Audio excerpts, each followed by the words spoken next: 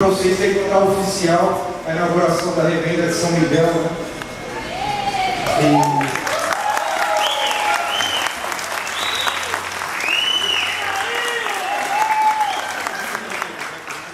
Eu sei que muitos estão nessa expectativa, né, de muito tempo, muitos ajudaram nessa obra, nessa organização toda, tá? Então, eu quero agradecer a vocês e conto com vocês para a gente dar continuidade a esse trabalho, tá bom?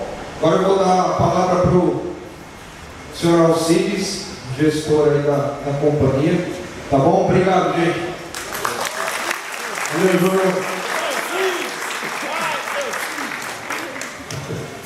Boa noite a todos vocês. Boa noite. Boa noite. Boa noite, animado.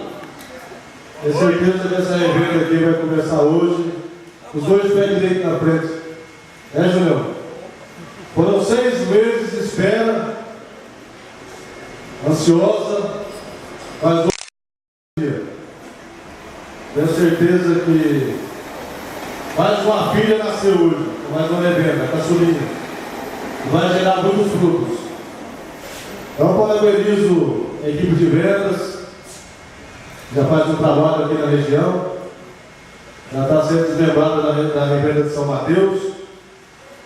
Isso é legal, já começa um faturamento legal, não começa do zero, vai começar com aproximadamente 30 mil caixas, né, Júlio?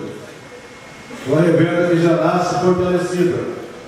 Eu tenho certeza que essa equipe que aqui está vai fazer muito nas nossas marcas, vai vender a cada dia mais, vai positivar a cada dia mais, enfim, vai fazer a região crescer como a região é grande. Beleza?